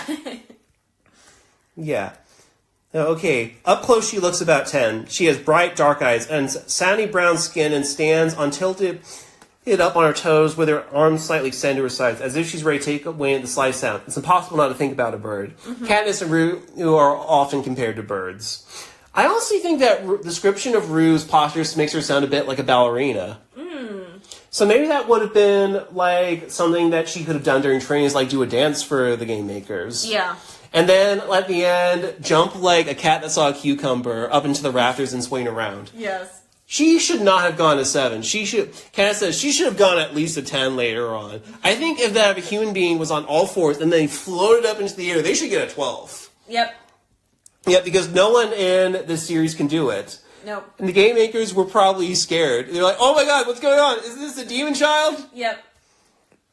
Yeah, and so, once again, and they keep on talking about Rue's skin being brown. All those races back in 2012 were just skimming it, just like you were saying. Mm-hmm. Like, sandy brown skin. What, do you think that Rue was spray tanning or something? Do you think that she just showed up with brown skin and like, yeah, but she still sounds white. I always imagine her as white because I can't distinguish between two different people who are of different races.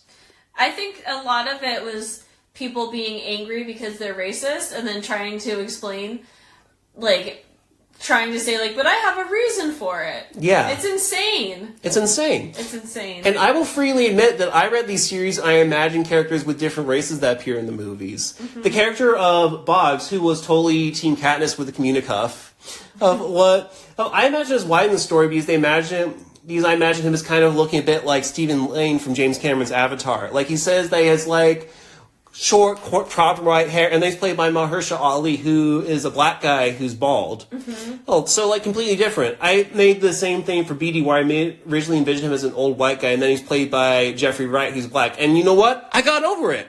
I read the books again and started imagining it as Jeffrey Wright. Yep. Because, guess what? Books are different than movies. Mm-hmm. And you're allowed to have a different actor play a character whose race wasn't described. Yeah. It's amazing, but it almost seems like that's what actors are supposed to do. Fill the blanks. Mm-hmm. Stupid. Yeah, and Amanda Stenberg, when you see her in interviews, she's so funny. she's like cracking jokes about whether she's Team Gale or Team Peeta. And the interview was with Willow Shields, who plays Prim, and she said, well, I kind of chose Team Peeta because Gale kills this one later on. Yeah. That's funny. Yeah, such a cool person. And they can jump like a cat when they see a cucumber. Mm-hmm. Probably. Okay, so it's like I'm trying to imagine Rue White in my head, but it just keeps on fading to black like the music video for Black and White. You know what I'm talking about? I do know that music video. Yes. That's ignorant. Rue's black. Rue's white. Shimon. Rue's black. Rue's white. Hee hee. I'm here all week, folks. Okay, why is Rue following District 12 around, though? Why is she tagging along? That's a good question. Maybe she's like, ooh, Katniss, I want to ask you about your pen. Mm-hmm. Or she's like, your dresses were so cool, I just wanted to tell you, but I'm feeling shy. Yeah. Because Rue is an adventurous person, but I also get the sense that she has a bit of shyness to her. She's still a 12-year-old kid. Yep. Like, I can imagine that she's more gregarious at home, but when she meets strangers, she's like a little more nervous. Yeah. Yeah, and it makes sense for people in the districts to be wary of strangers because a stranger coming in is a big deal. Yeah. They're like, why is this guy here? Like, wait, you're from District 9 where they make all the bread? That's so weird. You're like, what are you going to do to us? Yeah, what do you think of the bread place we have here? Yeah. Do you think it's good? Does it compare? Well, actually, I don't really work in bread. I work in accounting. I work in accounting. Do you work in accounting for a bread company? No, just a mortgage thing. Mm-hmm. You know, like, I don't even like bread that much. Yep. Like, I'll have it, but I don't really like it that much. And she's like, whoa, that's so interesting. I thought you guys were all about bread. Well, are you guys all about coal? No. And then they push the coal way to the side. Yeah, only kind of. Only kind of. I did so well in it. I have a 4.0 GPA in coal. Exactly. Yeah, so Katniss is beginning to get tired of being pasties with Peeta, and she's like, hey, let's not try to be friends when we're back in the apartment, okay? Grace, can you find the quote? Let's see. So basically, Peeta makes a joke, and she laughs. And then she catches herself. She's like, oh, wait, I'm mad at him. I forgot. And then she says, don't. Don't let's pretend when there's no one around. All right, Katniss, he says tiredly. After that, we only talk in front of people. Gosh. Ugh. So he makes a joke, she laughs, and then is an asshole and shuts him down. Yes. Totally. Mm-hmm. I can imagine, given his feelings toward Katniss, it's done for him to hear her say that the friendship is all an act. Yeah. And this foreshadows the ending of this book 20 chapters later, where Peeta accidentally finds out that Katniss, part of it was an act. Yep. Oh, it's so rough. Yeah. It's like a romantic comedy where a character says something that the other character isn't supposed to know. Like it's not really a romantic comedy, but A Bug's Life, when they're like, circus bugs made up our strategy. We have to abandon everything. Yeah. I know that Hopper is afraid of bugs, but we gotta stop the bird thing. He will get mad at us because our strategy was concocted by clowns. That invalidates everything that's happened, including them saving Dot. Mm-hmm. Rest in peace, Hayden. Yep. Rest in peace, Hayden. Yep. So they then get to the point where they show the game makers their skills. They basically do like an America's Got Talent audition. I'm honestly surprised these aren't shown in the footage of the games. I agree, especially because later you hear that they reveal the scores that they got during this, but they don't actually really say what happened during it, which is kind of weird. It's like saying, okay, everyone, I'm going to give you my ratings on these paintings. I'm not going to show them to you, but I'm going to tell you, like, how I rate them, this to that. You're like, well, I want to know what the paintings look like so I can know if I agree. And they go, nope. Trust me, bro. Trust me, bro. So the way that it's set up is they start with the first district, and they go boy, girl, boy, girl. So District 1 goes, then 2. So they're waiting for a while. Yeah. They basically are just sitting there. The time is passing. The game makers and the judges are sitting there having their feast, getting more and more drunk. And Katniss, she's been waiting for a super long time, hasn't said a word to Peeta. He hasn't said a word to her. But almost as if she can't help it, jumps out when Peeta's called and says, remember what Haymitch said about being sure to throw the weights? She so badly even though she doesn't want to. She wants to be friends with him. She wants to be close with him. And she wants to help him survive. And she cares about his well-being. But she doesn't want to do that. Because she's a butthead, Grace. Because she's a butthead. So against her own best judgment, she gives him advice. And then he says, thanks, I will. You shoot straight? Yeah, I don't really know how archery works. Exactly. He doesn't really know how archery works. Yeah, in the movie, Katniss is evaluated before Peeta. I imagine because the script flows better to have her name be called up and for him to say, shoot straight. But then it's weird because in the next movie, Peeta definitely goes first when he's evaluated, and then Katniss goes. Yep. I think that it works better in, like, either medium to have Katniss go last because she's the main character. Yep. And then the interviews, Peeta has to go last so he can drop his bombshells each time. Yep. So after 15 minutes of Peeta throwing weights around, oh, wow, that actually sounds kind of cool. Like, what type of weights are they? Like, are they like the little ones you do with your arms, or are they like push-up bars? That's a good question. Does he pick up the entire thing and throw it? Possibly. That would be impressive. Yes. And he ends up getting a pretty good score at the end because he gets an 8. Yep. And that's the same type of score that the careers get. Yep. Okay. Quickly, what do we think the other tributes did during their evaluations? Like, we don't have to go into every one of them. We can do that next episode, but baseline thoughts.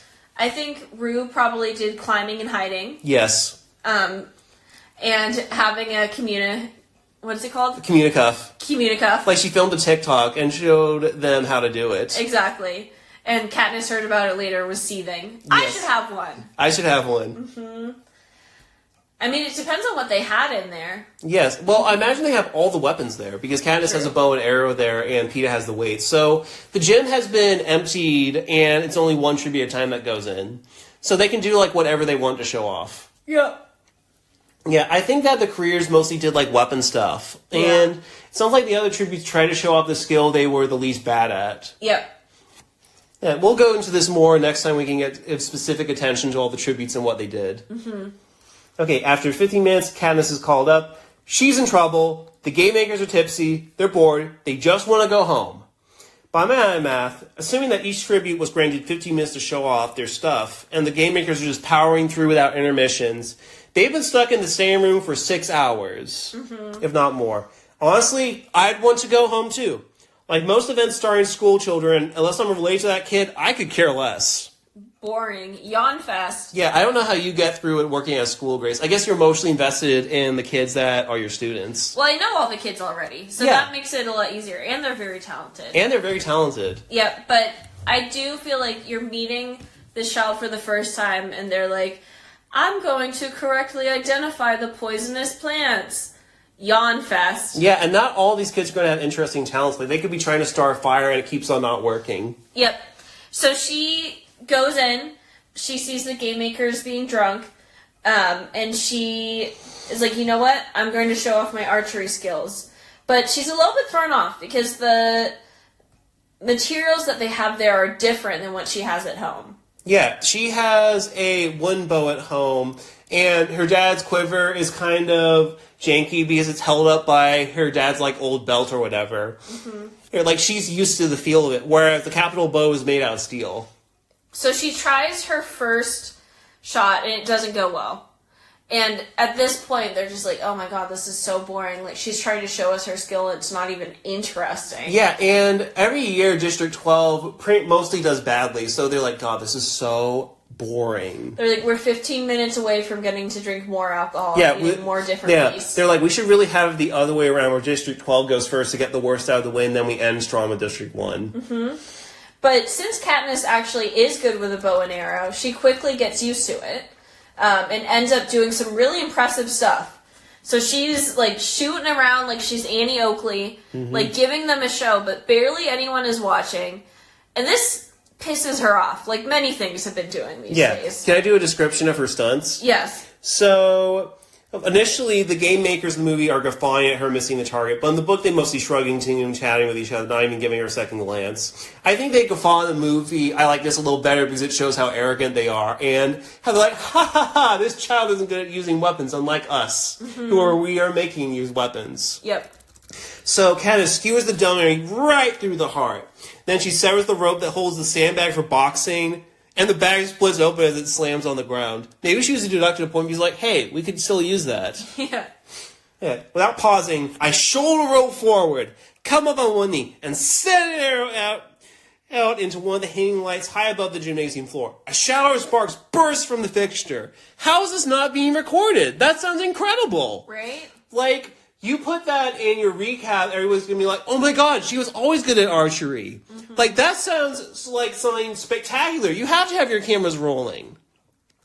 I understand editing it beforehand and recording it beforehand and not showing it live. But you should at least be recording it. Aren't you guys trying to make a reality TV show where you're justifying this is how this person was able to do this for your storyline? Mm-hmm. Like, that sounds incredible. Katniss, she even can be like, that was a mighty fine shooting.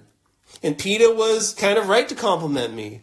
She turns to the game makers for approval, only register horror. Most of them didn't even see that. They're too busy folks focusing on a roast pig that's been served on their banquet table. Mm-hmm.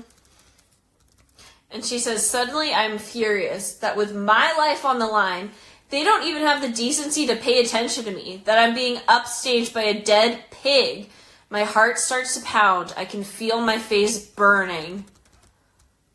Now, there is a mixture of male and female game makers in the book, but in the film, Seneca's game makers are only these crusty white guys.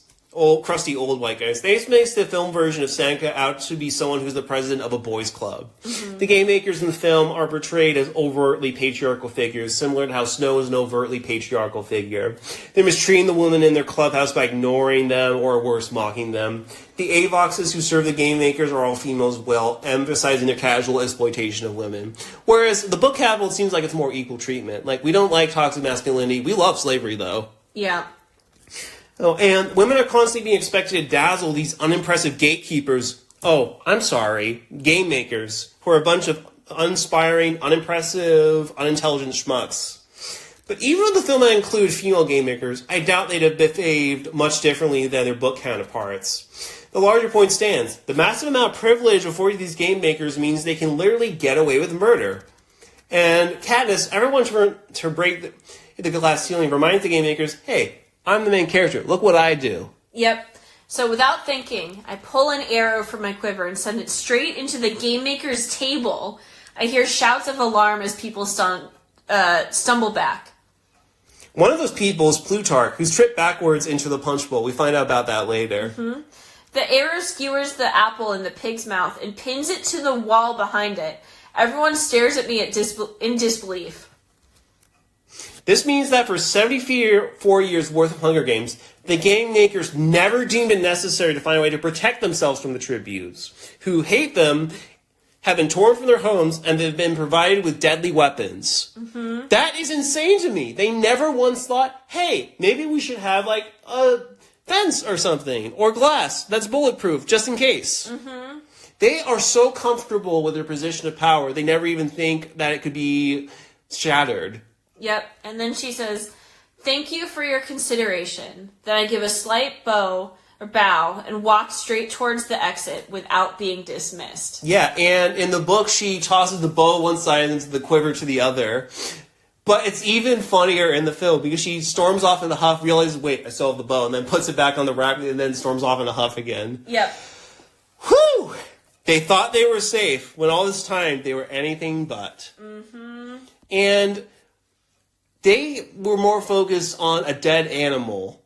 Yep. And they were saying, come on, who ordered this pig? Who ordered this pig? Yep. Yeah, God, that was fucking boring. Let's just eat this pig and then go home and have more dinner. Mm-hmm. And so she's like, okay, I see how it is. Yep, you want to look at the pig? Oh, my punch bowl! Exactly. Yep. And that brings us to an end of the training. We'll see if this is the longest episode or not in the editing bay. Yep. Yeah, well, until next time, that is still mahogany. And stop complimenting me! Section 3, next time on District 14. Well, that wraps up Chapter 7, The Training. What's next, Andrew? Well, I'm glad you asked that, Grace. The next episode is going to be called The Score. Oh, I can't wait. Until next time, I'm Andrew. I'm Grace. Happy Hunger Games! And may the odds be ever in your favor.